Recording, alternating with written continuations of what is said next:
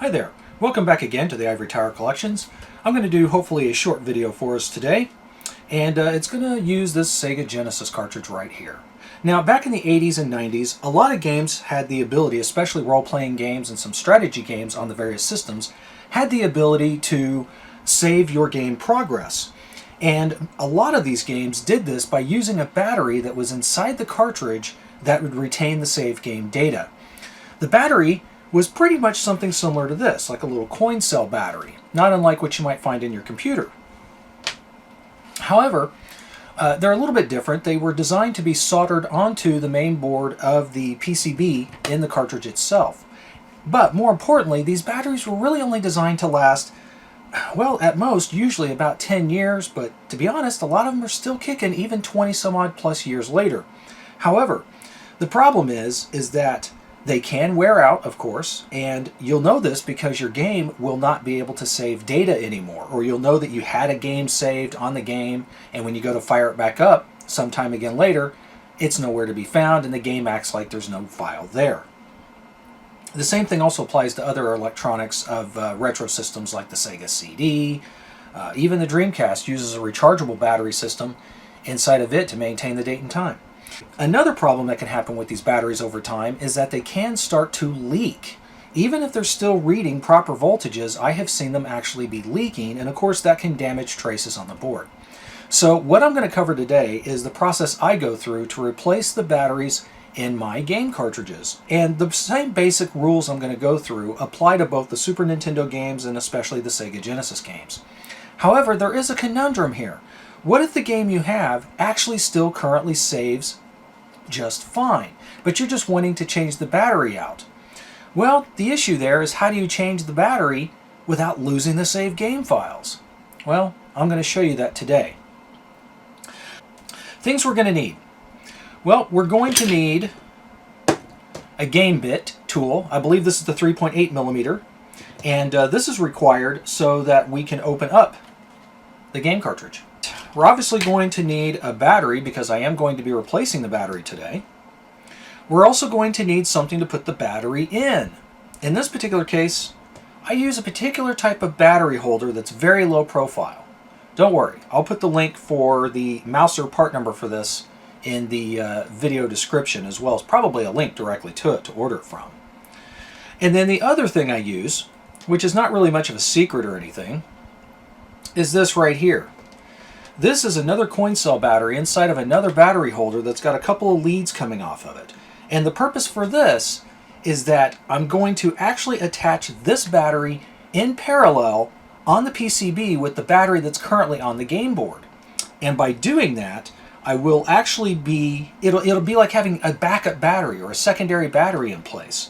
It doesn't hurt the game because by wiring it up in parallel the way I am, I'm only increasing the amperage of the save, or of the battery going into the game, but I'm maintaining the same voltage. And that's okay, because the whole purpose behind doing that is to basically have another battery wired in, providing power to the save game files and to the chips specifically that save those files, so that we can also remove the original battery at the same time without losing the files. And then once we're done, and we have the new battery holder in place with a replacement fresh battery, then it's just a matter of removing the secondary battery, and we should be good to go. So that's the process I'm going to go through right here. So in addition to these tools here, the other thing you're going to need, or I would recommend, is to have a meter so that you can verify the continuity and traces as well as voltages. You might also need some side cutters or flush wire cutters to cut off any extra trim or what have you. You're obviously going to need a good soldering iron. And in my particular case, I'm also going to be using my FR300 here to remove the old battery off the board. But obviously you could use a hand solder pump or some solder wick or braid to remove the old solder as well. So, we know what we need, we have our goal in mind, let's get to it. So the first thing I need to do is to take the game cartridge apart. And again, I'm going to use my security game bit tool here to do this. Just flip it over. Take the screws out. I'm going to set those off to the side somewhere out of the way. so I don't need them.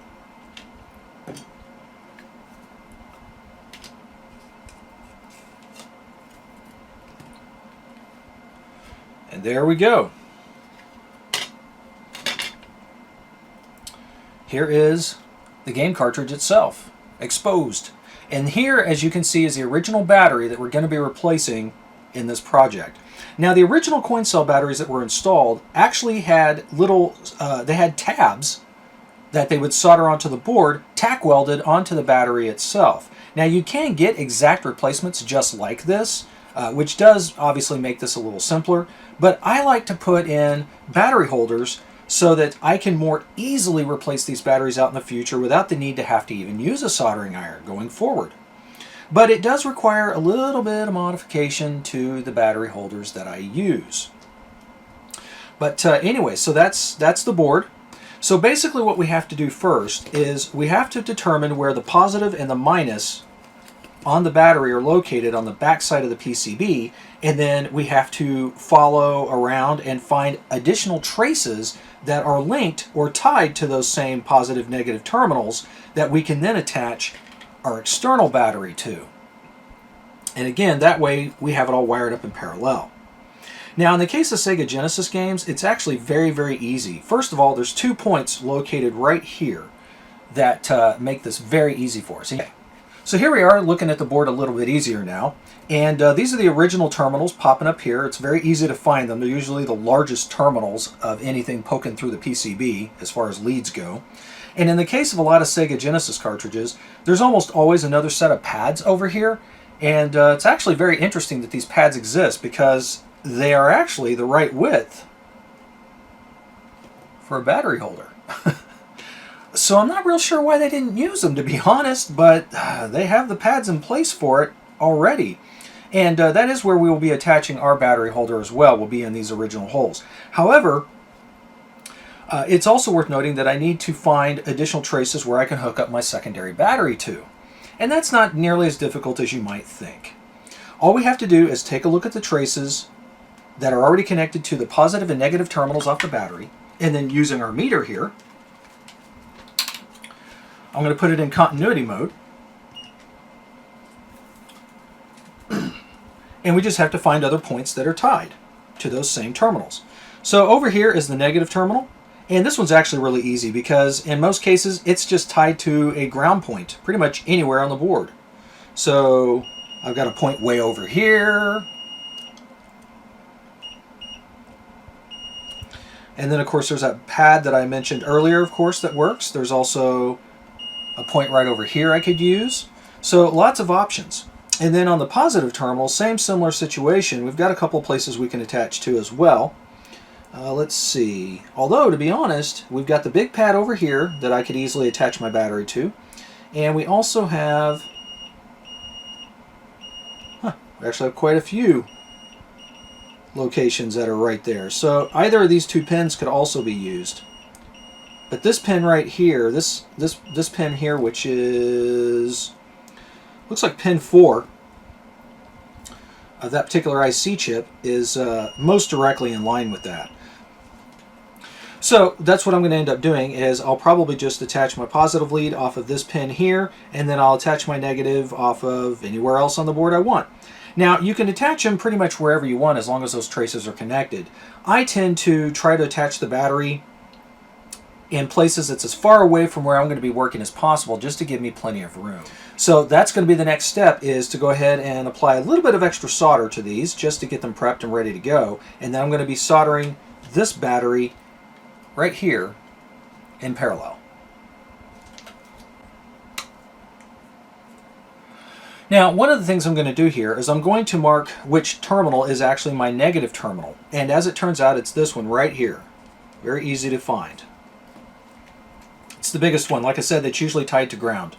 Also, I was incorrect earlier in that the security bit I'm using is in fact a, I believe this is a 4.8 millimeter. The 3.8 is much smaller. So, needed to clarify that. I apologize earlier.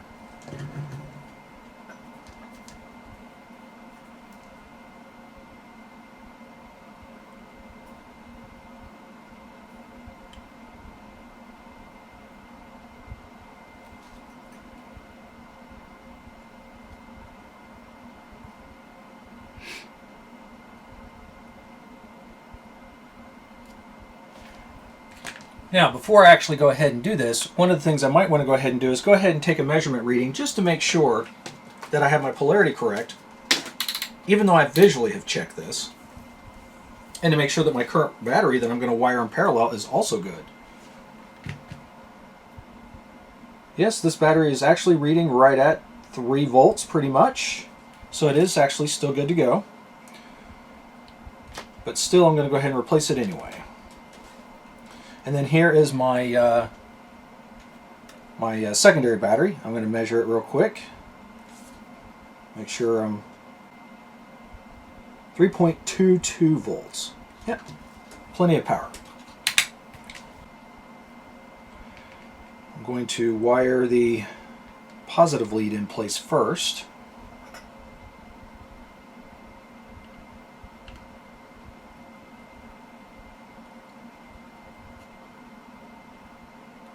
And like I said, I'm going to wire in this negative right about here.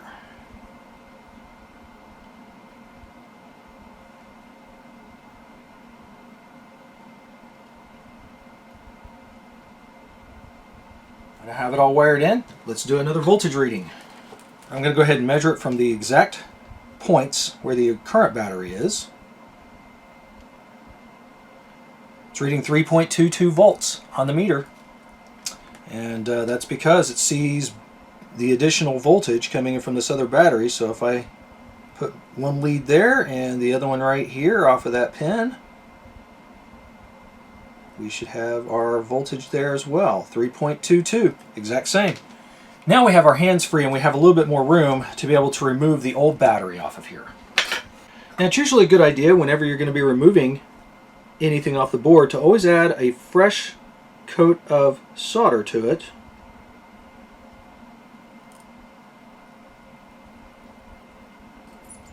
To help it melt up. There we go. Okay. Now I'm going to use the desoldering iron. We're going to get this out of here.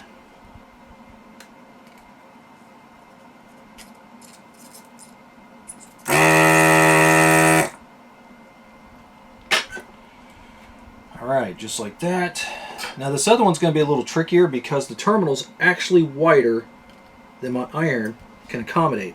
So what I'm going to have to do is just kind of come out here at an angle, take off as much as I can.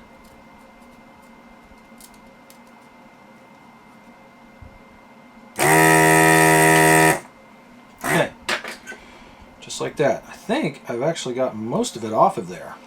So now if we carefully flip this thing over, I should be able to remove the original battery. Just like that. No problem.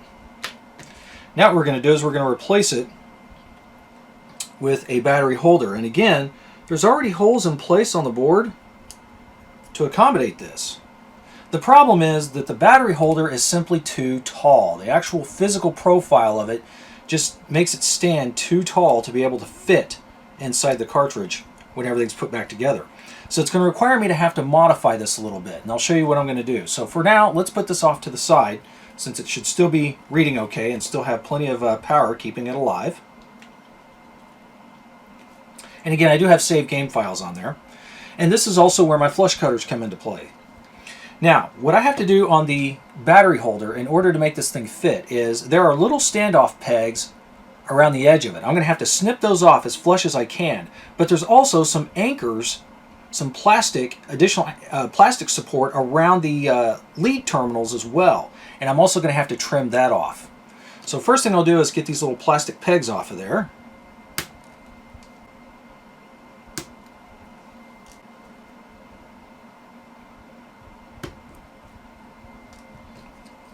And then, to get this additional plastic off, it's a little trickier, but it's not too difficult. Turns out they kind of molded it on there separately, so I just use my side cutters once again to kind of cut into it like this from the sides.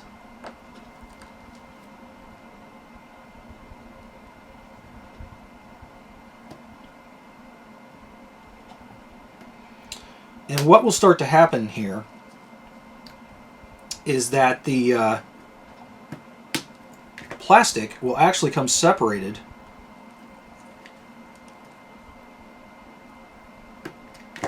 we go, just like that. And just kind of breaks off of there. There might still be a little bit of residue left over, and if you have to, you can get like a set of small files, or maybe a Dremel with the grinding wheel on it, and just kind of lightly go over this. But I usually have pretty good luck just trimming off the plastic with my flush cutters here, pretty close to everything. Yeah, that'll actually work out all right. And then I'm going to do the same thing over here to the negative terminal side. This one's a little easier because it's already flush with the rest of the support of the battery holder.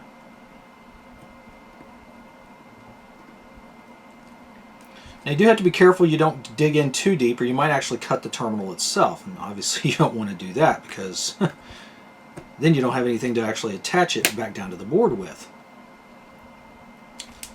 Just about got that off of there.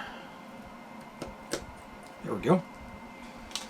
Lots of little pieces of plastic. But otherwise, that came off of there pretty well. Got a little bit here. Now this terminal has actually come loose a little bit. But that's okay, because once I solder it back down, it's not going to be a problem.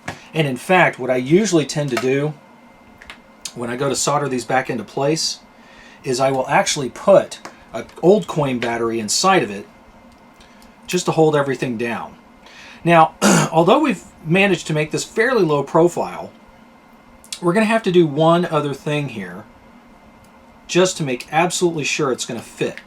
And that is that we need to make a slight modification to the top terminal hold down clip right here. Basically, we need to flatten it out just a little bit more.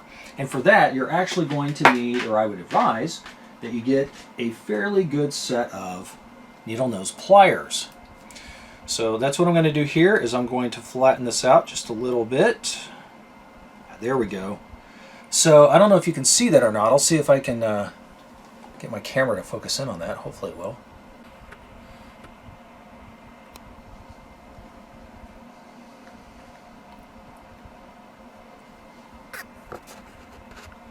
So even after trimming all that up, hopefully you can see that even after I've cut out that additional bit of plastic underneath the positive terminal spring there, that it is much lower profile.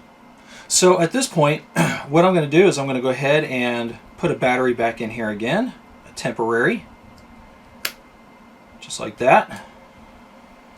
There we go. That looks pretty good. And then of course I can use my meter again if I want to. Let me get this plastic out of here, to verify the voltages. With this in place, I'm going to go ahead and solder it down onto the PCB. This is not the same battery I'm going to use. Again, this is just in here just to kind of hold things in place, just to make sure it's where it needs to be. Here we are. Let's get a little bit of flux.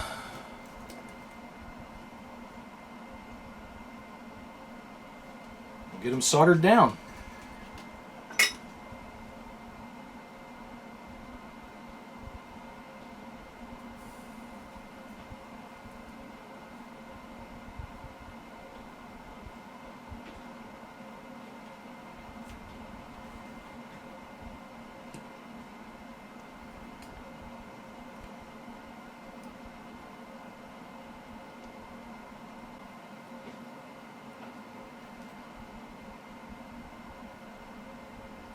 There we are, just like that.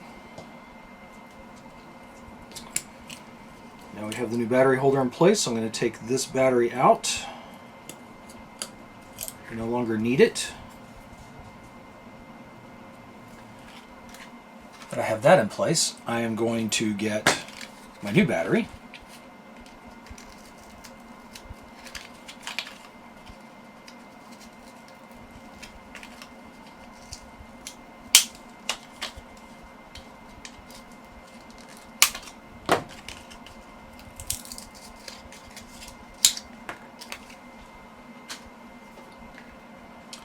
And install it.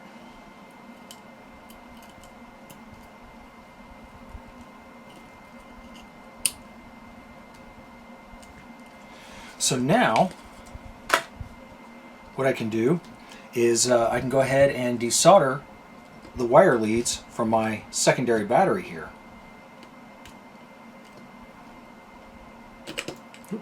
Got it. Now we have our new battery holder in place, made to sit more flush and lower profile. And we will check our voltages once again.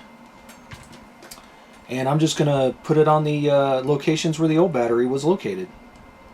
Go here and here. There we are. 3.15 volts. So we're definitely reading. So now what we need to do is to put it all back together, button it up, and pop it into the Genesis and make sure I still have a saved game file. So let's do that now.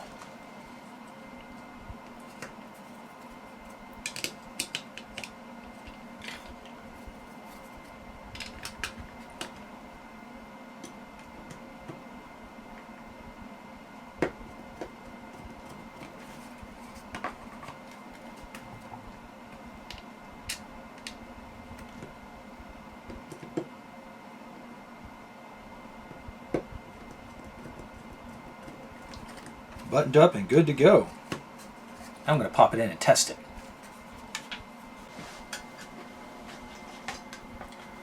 Okay, I'm now going to pop my Shining Force 2 cartridge in and let's see what we get.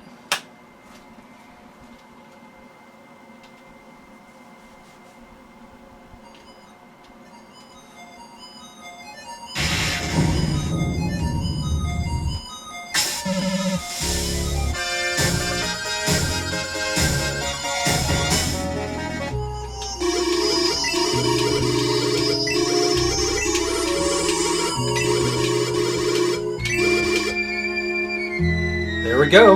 Looks like my saved game file's still in place. That's me.